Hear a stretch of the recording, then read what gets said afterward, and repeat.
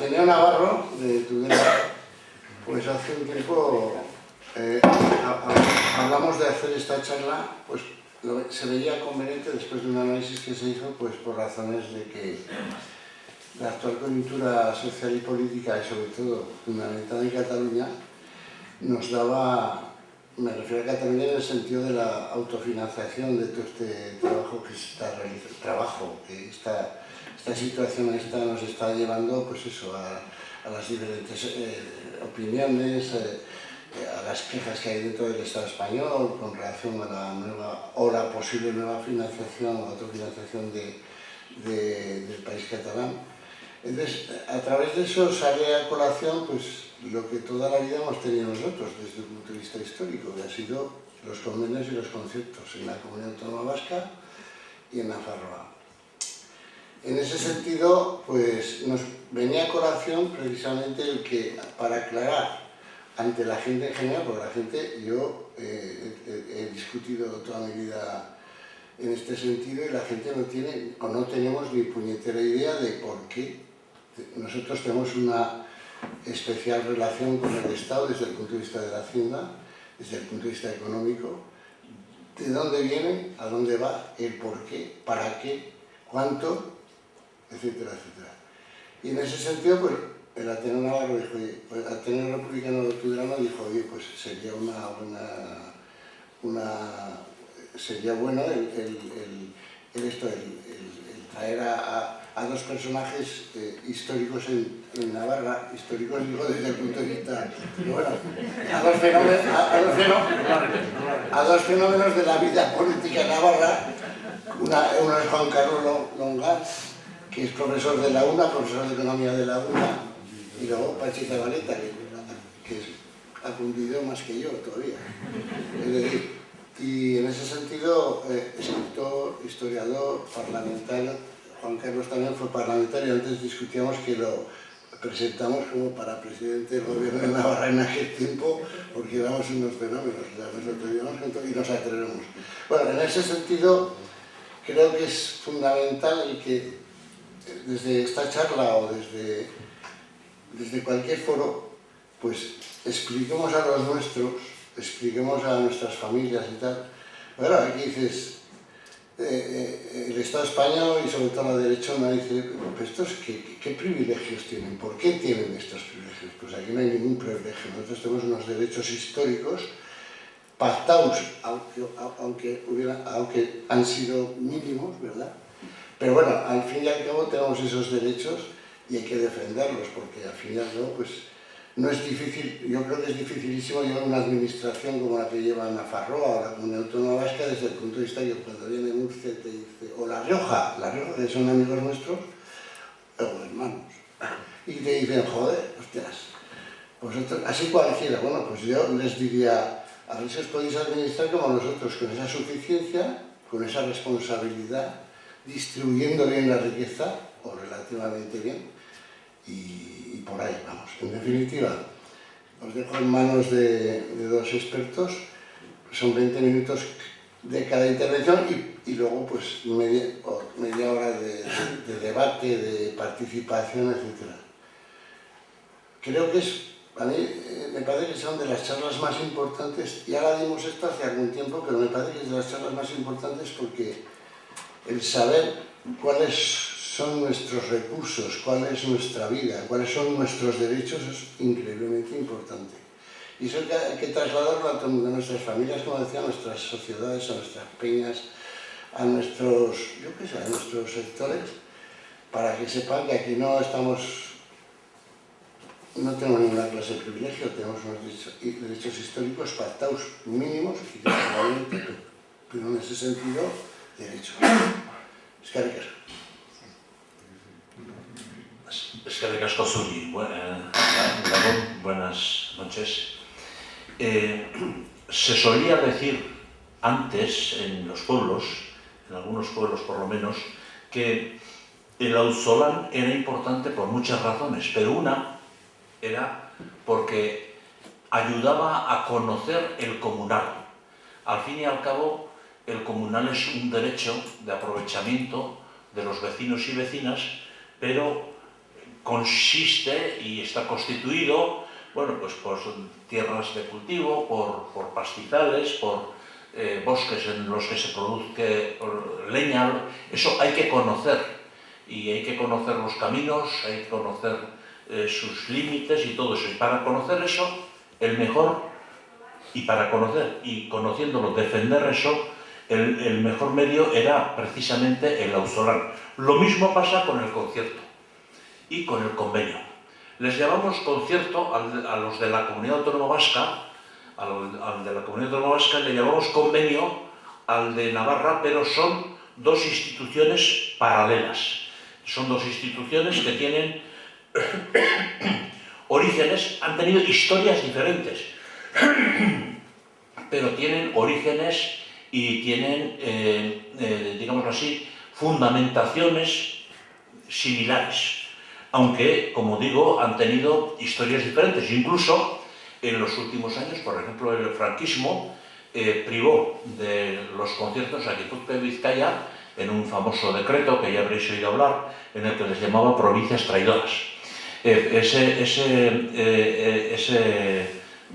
situación fue reconvertida y revisada en tiempos en los que se negoció el estatuto, allá por el año 76-77, el primero de los estatutos que entró en vigor fue el de la Comunidad Autónoma Vasca, precisamente. Y eso hace también que muchas veces los ataques a este sistema vengan siempre uniendo las dos fórmulas, la del concierto y la del convenio, que tienen sus pequeñas diferencias, pero que suelen tener también siempre la suerte y la desgracia de que se junten cuando son objeto de ataque. El ataque principal suele ser siempre la palabra que ya utilizó José Mari, el tacharlos de privilegios. Y la realidad es que se trata de derechos históricos, pero precisamente ahí está la dificultad de su conocimiento. Por eso hay que conocer los caminos, los límites, precisamente en su naturaleza.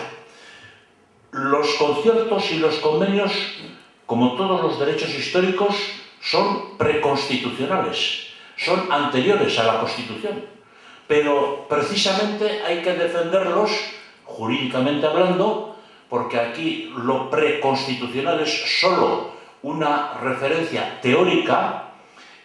Jurídicamente hay que defenderlos como engarzados en la Constitución, y ahí la única alusión que se contiene en el texto constitucional es la famosa disposición adicional primera, que tiene una redacción jurídicamente muy poco, digámoslo así, estricta, tiene una redacción ampulosa, pero no concreta.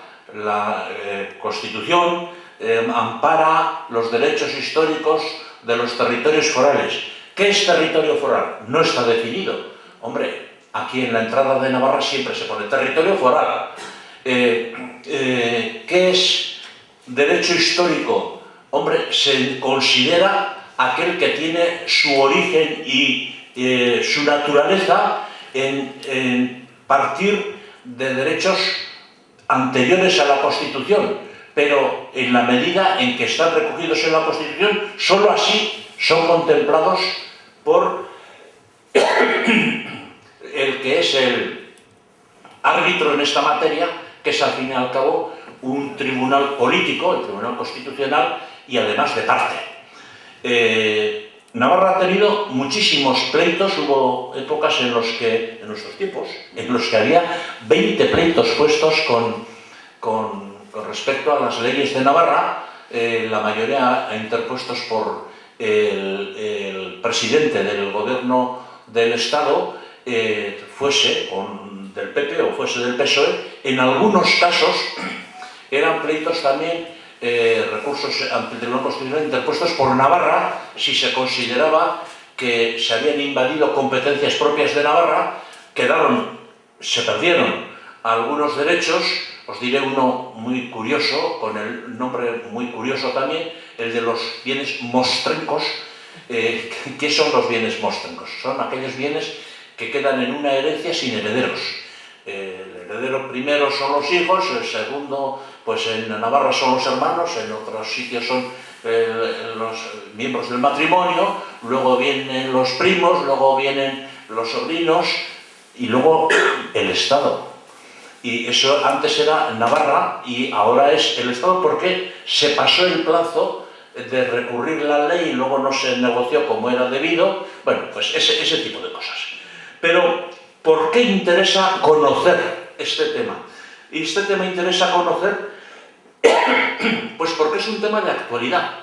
Se ha mencionado el tema de Cataluña y ese es un tema que va a volver a salir y que volverá a tener consecuencias y que estará en la paleta de la pintura política y que va a ser objeto de ataques. Solíamos decir en ocasiones que cuando un político de alguna autonomía de España, pues Valencia o Madrid o cualquier otro sitio, o Castilla-La Mancha o Castilla, la que sea, Castilla y León, andaba mal políticamente hablando, le salían las cosas mal, entonces solía recurrir a atacar al concierto y al convenio. Ese ha sido un hecho repetido infinidad de veces y eso pone también en evidencia cómo este tema no es un tema fácil y además no es un tema en el que de alguna manera se hayan popularizado, se hayan dado a conocer los argumentos con los que hay que defender muchas veces estos derechos de los cuales Navarra a lo largo de la historia ha perdido muchísimos y ha conservado algunos otros en materia, por ejemplo, de competencias. Y os contaré también una anécdota. En aquel tiempo de hace pues 20 años o 15 años, cuando hubo un momento en el que los recursos ante el Tribunal Constitucional, puestos sobre todo por el Gobierno del Estado, pero también algunos por Navarra, eran tan numerosos, hubo solo un caso en el que el Tribunal Constitucional dictó sentencia antes de 2 meses. Normalmente dictaba a los 12 años, a los 10 años, a los 14 años, y entonces todo se desnaturaliza. Porque si hay un tema que se esté discutiendo y que tarde tanto en resolverse, ya al final las circunstancias son diferentes, han cambiado muchas las cosas, se han tomado muchas decisiones. La única ley foral, tú no sé si estabas entonces, Juan Carlos, fue una ley cortísima, nos pusimos de acuerdo, concretamente Izquierda Unida y nosotros, y dijimos en una ley foral que conforme a la legislación europea los bienes de la Iglesia que no fuesen dedicados al uso religioso o educativo tenían que pagar contribución, pues como todos los demás bienes. Tenían una casa, una vivienda, tenían que pagar. Bueno, y eso es algo que además a largo plazo va a ser así, es inevitable que sea así, pero hay centenares de viviendas dedicadas a viviendas que son de la Iglesia o de los organismos de la Iglesia, de las congregaciones, Opus Dei, de los jesuitas, de cualquier sitio, que no pagan contribución por concordato. Entonces nosotros nos atrevimos a hacer una ley foral que decía lo que acabo de contar y eso antes de 2 meses ya nos lo habían hecho patas arriba en el Tribunal Constitucional, pero en los demás casos ocurría lo que he dicho. Y el tema fundamental es luego ya hay jurisprudencia. Se ha hecho una jurisprudencia bastante compleja, en algunos casos bastante tristemente contradictoria, pero sobre todas estas cuestiones. El fundamental argumento de defensa de estos derechos, aunque parezca una tautología, aunque parezca un juego de palabras, es precisamente que son derechos que no nos los ha concedido ni siquiera en la Constitución. La Constitución ampara, protege, tendría que decir respeta, pero luego no están las definiciones, incluso más se dice la protección, este amparo se llevará a efecto mediante los estatutos de autonomía, aunque el mejoramiento, la RAFNA, no dice en ningún momento, no utiliza en ningún momento el término estatuto. Es evidentemente un estatuto no solo por la disposición constitucional, sino porque así lo ha dicho también el Tribunal Constitucional, y porque ya eso es una cuestión no discutible. Y todo eso se ha vuelto de actualidad con ocasión ahora del tema de Cataluña. Cataluña es una nacionalidad y una nación, una nacionalidad y una autonomía histórica. En los tiempos de la Reforma, que debió ser ruptura, pero se quedó en Reforma, entre comillas, en esos tiempos de la Reforma se pretendía reconstituir la situación de alguna manera que la dictadura había modificado. Y, perdonadme, y en ese contexto las autonomías que habían existido, la catalana, la vasca, el sistema foral navarro, que además voy a llegar enseguida a los 20 minutos y voy a dejar la palabra en el profesor Longas, que es el que disertará sobre el tema, aunque ya le he dado una pregunta sobre el número de artículos de la ley paccionada que hablan de la sal.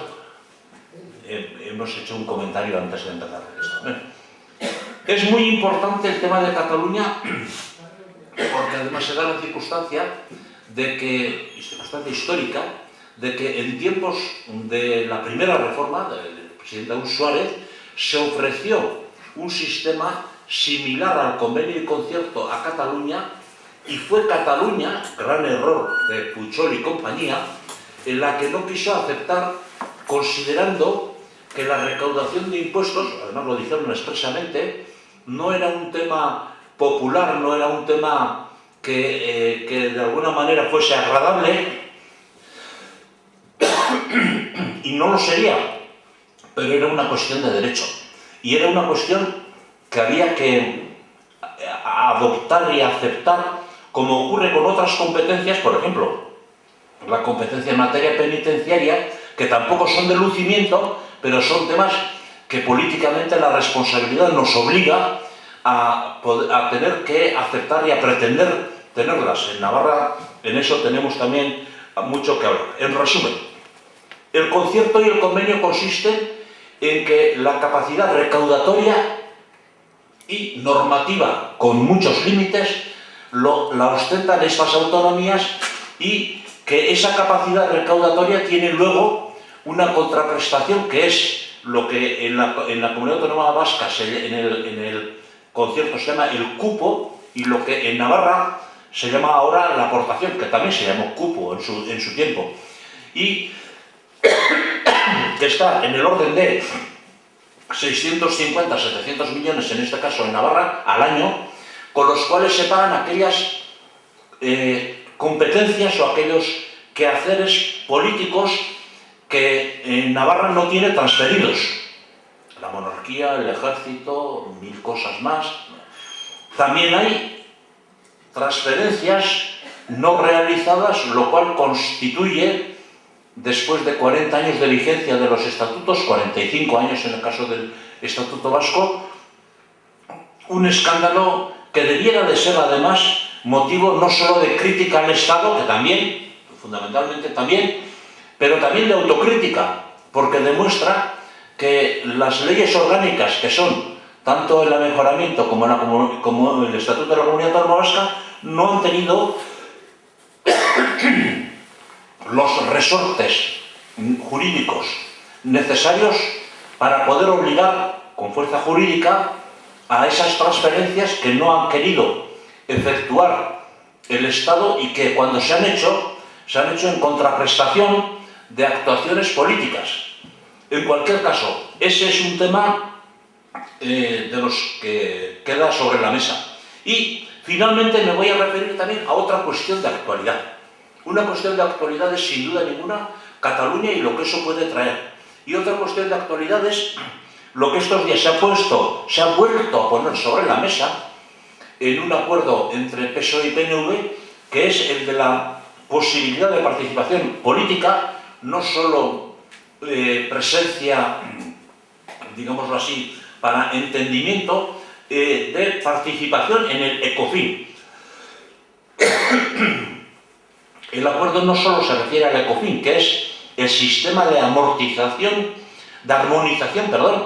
de los impuestos en Europa. Europa tendría que tener, no tiene como es debido, un sistema de amortización, es decir, que los sistemas fiscales sean similares, por lo menos similares, en unos y en otros estados, porque si no, es lo que ahora se le echa en cara a China en los periódicos, ¿verdad? ¿Cómo vamos a competir con China si China da muchísimas ayudas a las empresas que las empresas de aquí no reciben? Entonces, hacer un auto eléctrico en China ya tiene de antemano el empresario pues una serie de ventajas económicas y los empresarios de aquí no pueden competir con una empresa que trabaja con esas ventajas. Eso es el dumping, es lo contrario a la armonización. Esa armonización primero hay que hacerla en el marco europeo y para eso está teóricamente el ECOFIN, para eso y para las armonizaciones también monetarias, pero la presencia en esa institución es no solo importante y además conveniente, sino que es también un derecho de aquellas entidades que tienen derechos fiscales originarios, es decir, propios, no que nos haya concedido en un acto de descentralización el gobierno o las instituciones surgidas de la Constitución, no, teníamos de antemano y ahora se han acomodado y la Constitución las tiene que respetar y en ese juego entran todas una serie de dialécticas, de tomas y dacas, en los cuales las argumentaciones muchas veces son difíciles y son seguramente, bueno, pues complicadas, pero todo eso está. Después está la cuantía del cupo o de la aportación, están muchas otras cuestiones y están también el tema de los nuevos impuestos y todo ese tipo de cosas. Y como de todo esto os va a hablar mejor que yo Juan Carlos y además va a toser menos, le doy la gana.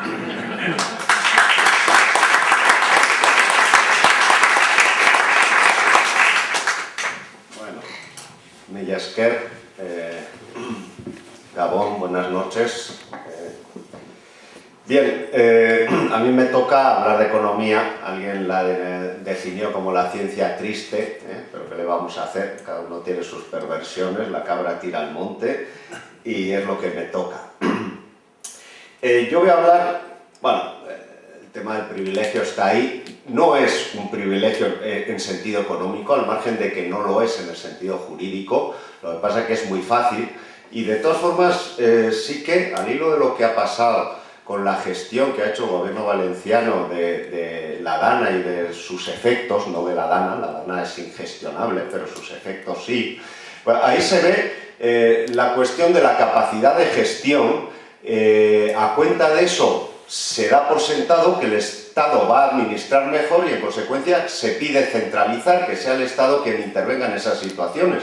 Bueno, es como si en el Estado español no tuviéramos experiencia suficiente de que el Estado central, sobre todo cuando estaba ultracentralizado, pues no funcionaba bien, funcionaba rematadamente mal. Y bueno, en el franquismo hay experiencias incluso de catástrofes de este tipo de las que nadie se enteraba, ¿no? Nadie se enteraba, pero existían, entre otras cosas, pues porque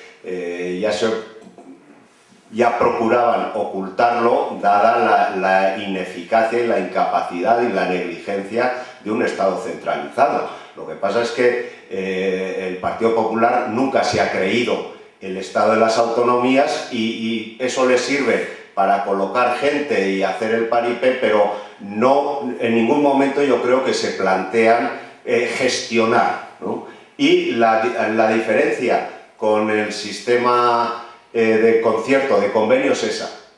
De hecho, Pujol en su día, cuando rechazó el sistema, dijo que era una antiguaya.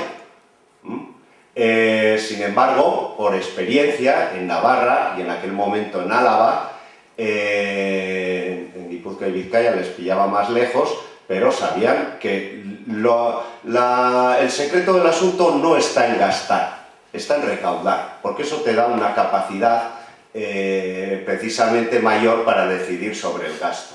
La diferencia entre el sistema, el régimen común, que lo podríamos llamar el sistema LOFCA, porque se deriva de la Ley Orgánica de Financiación de las Comunidades Autónomas, y el sistema de concierto-convenio, se podría representar así, ¿no? Es decir, la cuestión es quién recauda y en qué dirección se mueven los fondos. En el sistema de Navarra, Navarra recauda y paga al Estado, los fondos van hacia arriba, en función de las competencias no asumidas. Ya hablaré luego de eso. Mientras que en el régimen común recauda el Estado y distribuye a las comunidades autónomas en función de las competencias asumidas. Como han asumido competencias de educación, les da dinero para la educación. Como han asumido sanidad, la gestionen peor o mejor, les da dinero para la sanidad. Como han asumido servicios sociales, aunque Ayuso no se ha dado por enterada todavía, pues les da dinero para los servicios sociales, ¿no? Es decir, el dinero va de arriba abajo. En el sistema de concierto-convenio, el dinero va de abajo arriba. Es como si en una comunidad de propietarios todo el dinero lo recaudara, se quedara con lo que ganan los propietarios y luego repartiera cada uno según, ¿no? Pues si te vas a ir al cine te doy la paga y tal, ¿no? Y en este caso lo que hace el vecino, el propietario, es financiar a la comunidad. Claro que hay quien entiende el Estado como una comunidad de propietarios de inquilinos, ¿no? Sin división horizontal. Nosotros lo que queremos es que se haga la división horizontal de una vez, ¿no? Bueno, no sé si se me entiende bien, claro. ¿Qué ocurre? Yo pago al Estado por las competencias no asumidas, que son más que la enumeración habitual de la monarquía y tal, son demasiadas. Luego, si hay tiempo, se puede ampliar eso, se puede calcular además fácilmente en términos monetarios. Pero de la otra manera, a mí me dicen, no, tú gestionas la sanidad, tú gestionas la educación, ya te pagaré. Claro, y si no me pagas, y si me pagas mal, y si no tienes en cuenta cómo evoluciona esto, estás siempre pendiente de lo que te dan, ¿no? Como un adolescente que está pendiente de la paga que le den los domingos. Por eso, si pueden, pues se buscan un trabajo. Esa es la diferencia, por ese lado no hay ningún privilegio, más aún te exige una capacidad de gestión. Debes desarrollarla, por lo menos, entre otras cosas, hay en la economía pública y en la administración pública, en la teoría de la administración, hay un principio que dice que es mejor administrar cuanto más cerca de la ciudadanía, mejor. Claro, eso tiene un riesgo, porque es más fácil que te pidan cuentas, ¿no? Alguien que está en Madrid está muy lejos y además endiosados, etcétera, pero si tienes a quien administra tus cuentas aquí al lado, pues es más fácil pedir cuentas. Bien, ¿el convenio qué es? El convenio es un sistema de financiación que se basa en capacidad tributaria, ¿no? En teoría, Navarra puede establecer su propio sistema fiscal, hay muchas limitaciones, ya las vamos a ver, pero se basa en autonomía fiscal y financiera.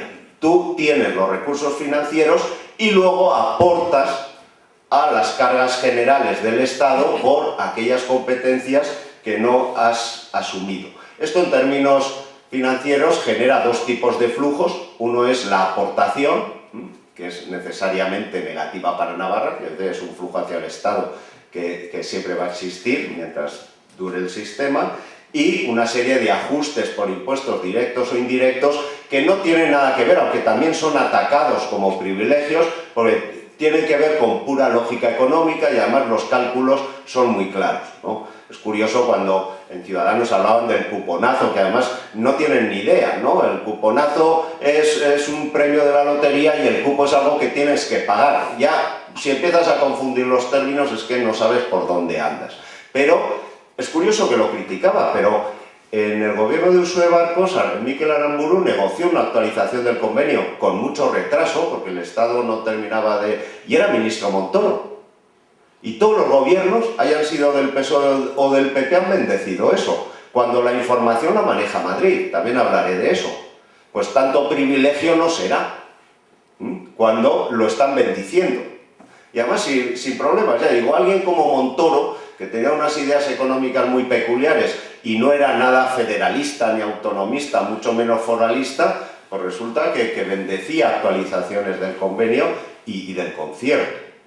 Yo creo que ese es un indicador muy bueno para ver que ahí no tenemos ningún tipo de privilegio, ¿no? Entonces, como digo, la aportación en que se basa, el Estado tiene una serie de gastos, una parte es en competencias asumidas por Navarra, pues carreteras, educación, pues esa parte Navarra no contribuye a la parte de competencias no asumidas, incluyendo los intereses y amortización de la deuda. Eso en todo caso se consideran cargas no asumidas y por tanto cada año Navarra paga el 1,6% de los intereses de la deuda que paga el Estado y de la amortización neta de deuda pública.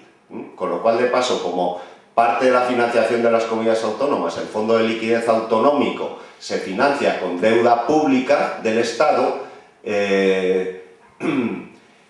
los intereses de esa financiación generosa a las comunidades autónomas los está pagando Navarra en un 1,6%.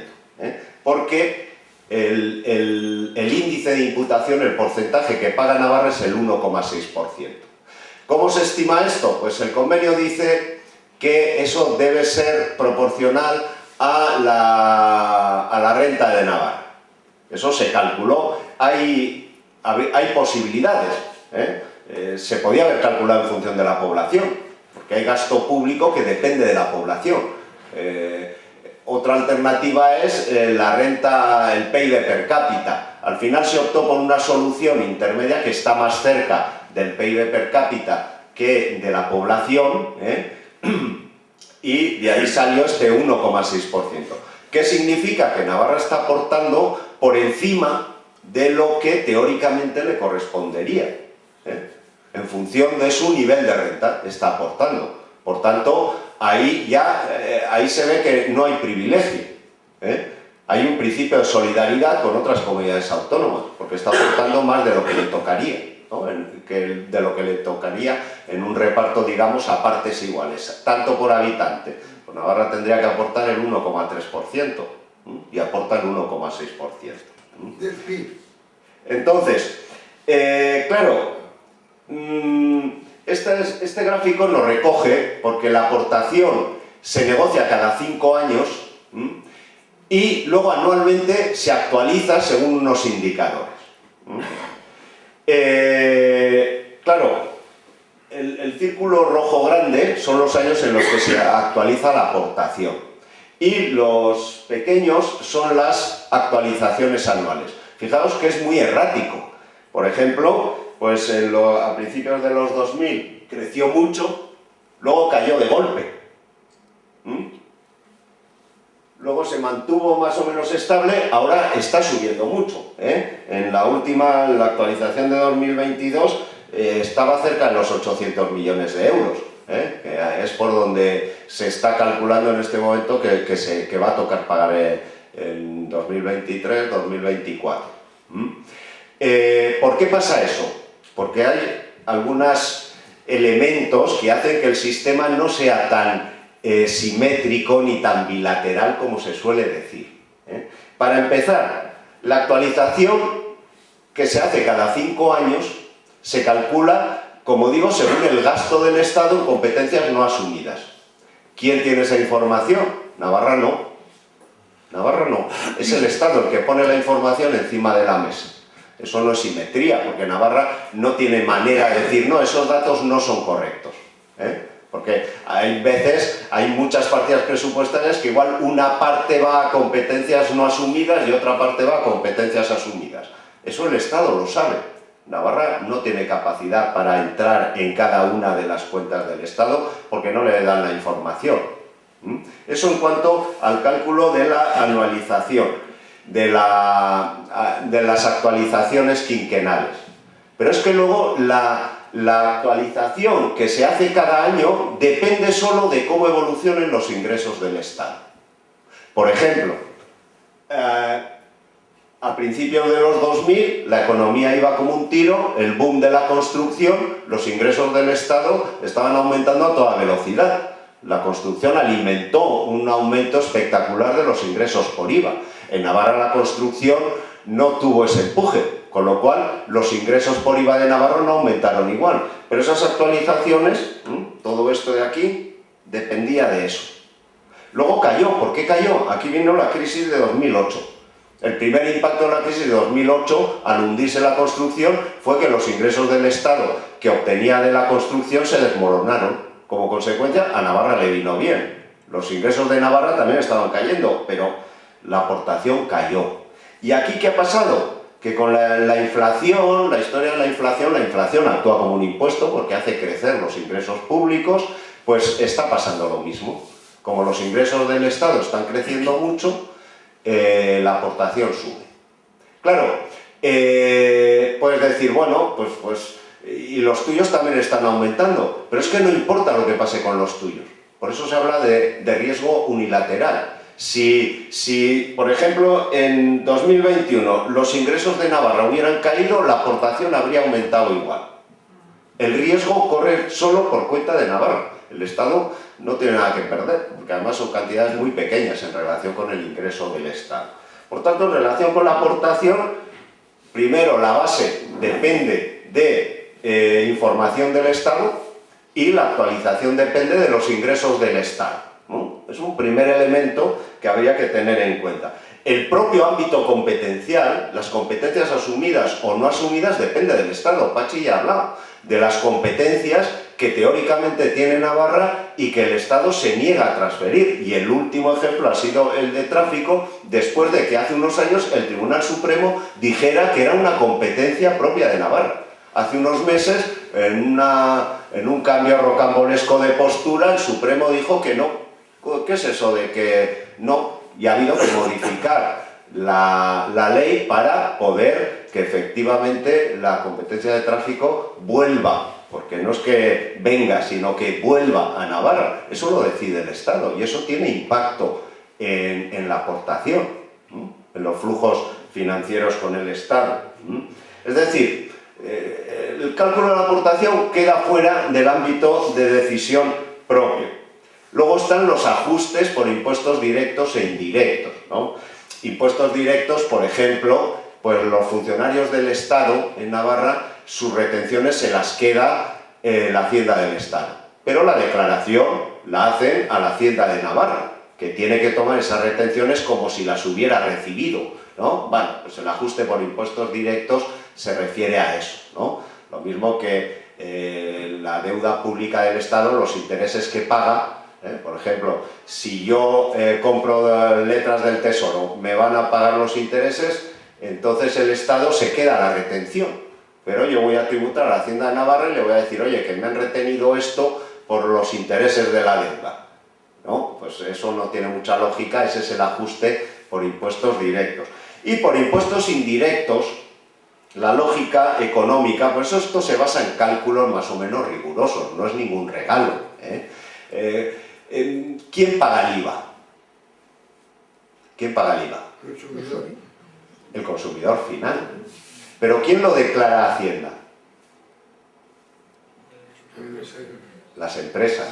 El sujeto pasivo son las empresas. En un impuesto directo, el sujeto pasivo coincide con quien paga el impuesto. Yo tengo rentas, declaro IRPF y yo soy el sujeto pasivo y yo pago el IRPF. En los impuestos indirectos, como el IVA, el sujeto pasivo son las empresas, pero quienes lo pagan son los consumidores. Esto genera distorsiones, porque, claro, si Volkswagen le compra a una empresa de Zaragoza, va a pagar IVA, pero ese IVA se va a ingresar en la Hacienda del Estado. Pero luego Volkswagen, cuando haga sus cuentas con IVA con la Hacienda de Navarra, le va a descontar como si ese IVA se hubiera pagado en Navarra. Pero claro, ni Volkswagen, ni la empresa de Zaragoza, ni nadie depende no depende de ellos la recaudación final de IVA. La recaudación final de IVA depende de la capacidad de consumo de Navarra. Por eso hay que hacer ajustes, porque Navarra recauda directamente mucho menos IVA del que debería recaudar por su capacidad de consumo. ¿Quién recauda el resto? El Estado.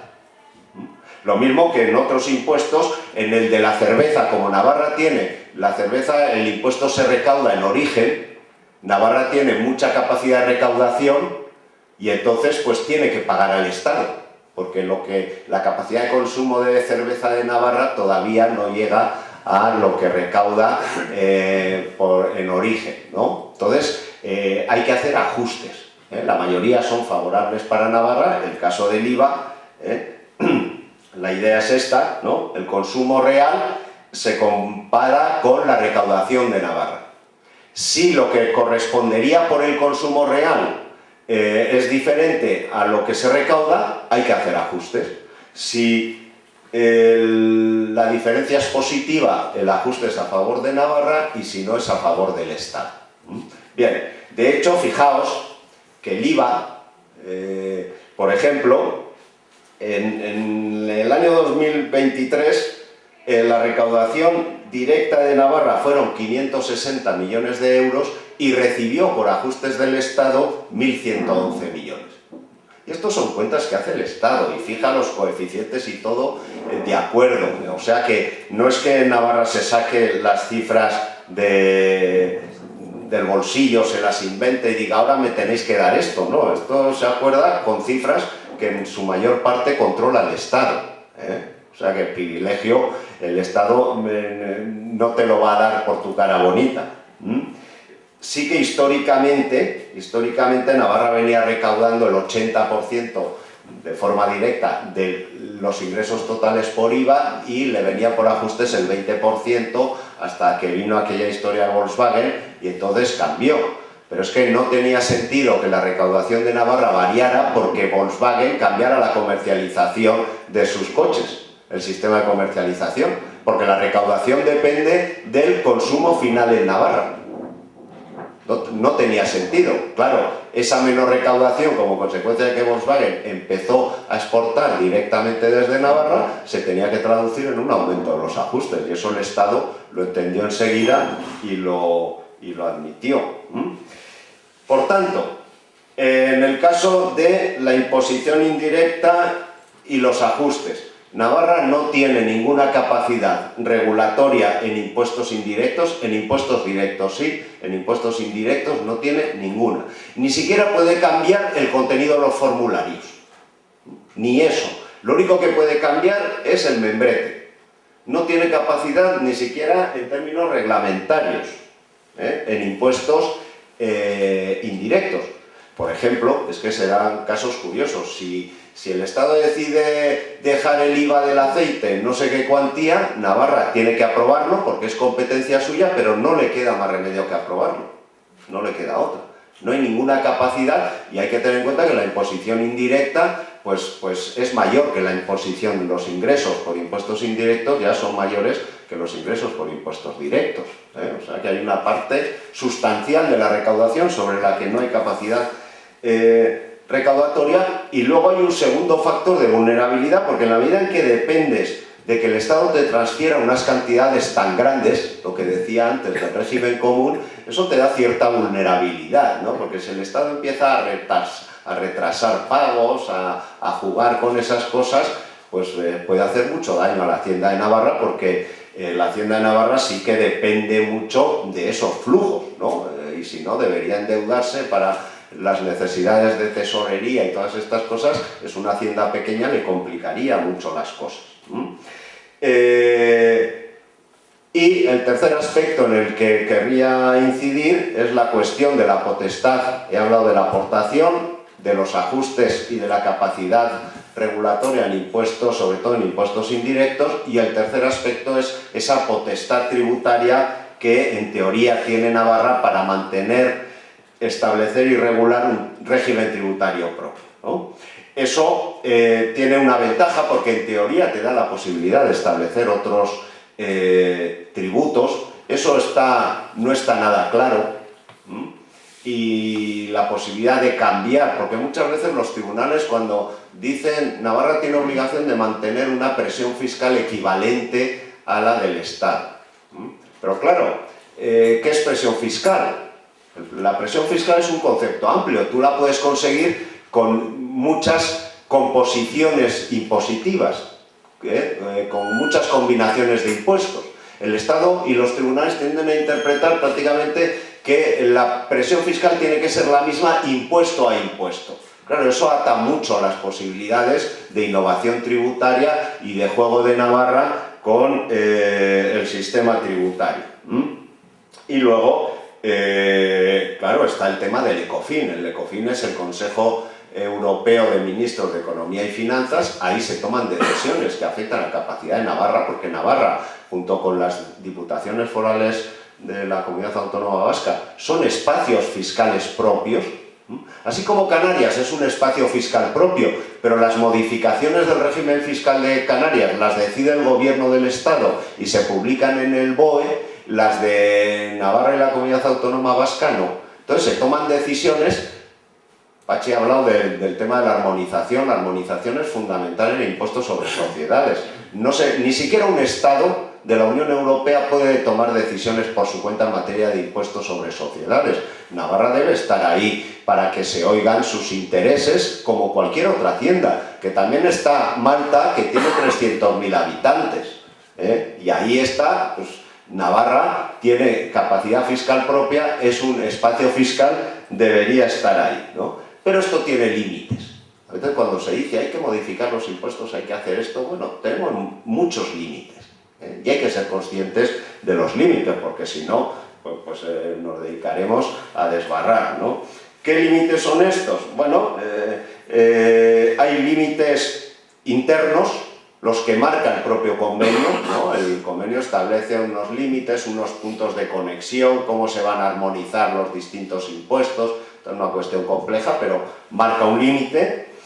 Hay límites, digamos, externos a Navarra, que vienen dados por la legislación española. Está ahí el artículo 135 de la Constitución, aquel que se reformó a toda velocidad, con agostidad, ahí entre el PSOE y el PP, aquello del pago de la deuda y todo aquello, fue una imposición de la Unión Europea.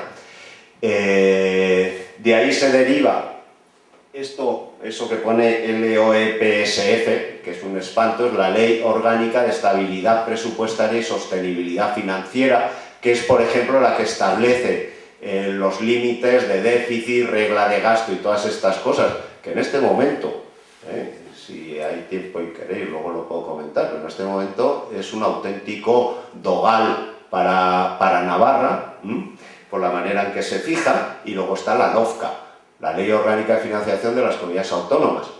¿Por qué nos tendría que afectar la LOFCA si no somos una comunidad autónoma de régimen común? Pues ahí pasa una cosa muy curiosa. Hay una disposición adicional en la LOFCA que dice: lo contenido en esta ley no será de aplicación a la Comunidad Autónoma Vasca y Navarra. Y hay sentencias del Tribunal Constitucional que dicen: no, los impuestos que no están en el convenio se deben regir de acuerdo con la LOFCA. Como lo dice el Tribunal Constitucional, pero la LOFCA dice que eso no debería ser de aplicación a Navarra, ¿no? Por tanto, en términos prácticos, es un límite efectivo a la potestad tributaria de Navarra, ¿no? Es decir, la ventaja de tener un sistema tributario propio es que te permite configurar un modelo de sociedad, porque la redistribución de la renta se hace a través de los ingresos del sistema impositivo y a través del gasto, muy fundamentalmente a través del gasto. Pero para sostener un gasto que te permita redistribuir tienes que ingresar. Entonces, el tener capacidad tributaria propia te da ventajas en ese sentido, te da capacidad para configurar tu propio sistema socioeconómico. Pero, como digo, esa capacidad hoy por hoy, en términos prácticos, porque además hay que tener en cuenta que de 1841 a ahora hay un continuo deterioro de esa capacidad. A medida que van apareciendo sistemas fiscales nuevos, figuras tributarias, etc., el Estado va cogiendo sutilmente más capacidad a costa de la de las haciendas forales. Para resumir, El sistema de convenio puede ser útil a corto plazo, es útil, no hay que negar sus ventajas.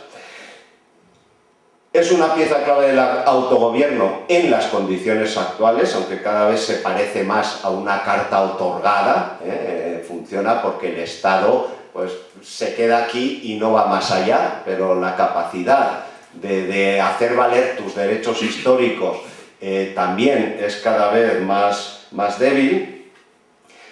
Convertirlo en un fin en sí mismo significaría renunciar a la capacidad de decisión y de configurar ese modelo socioeconómico propio.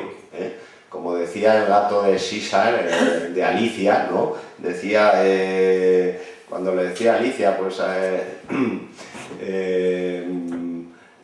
siempre, ¿cómo era aquello? Cuando le pregunta por alguna dirección, le dice, eso depende de a dónde quieras llegar. Le dice, bueno, siempre llegarás a alguna parte si caminas lo bastante. Lo que tienes que tener claro es a qué parte quieres llegar y cuánto estás dispuesto a caminar, ¿no? Esa sería mi conclusión. Así que gracias por vuestra paciencia, que tiene mérito, y pues, estamos a vuestra disposición.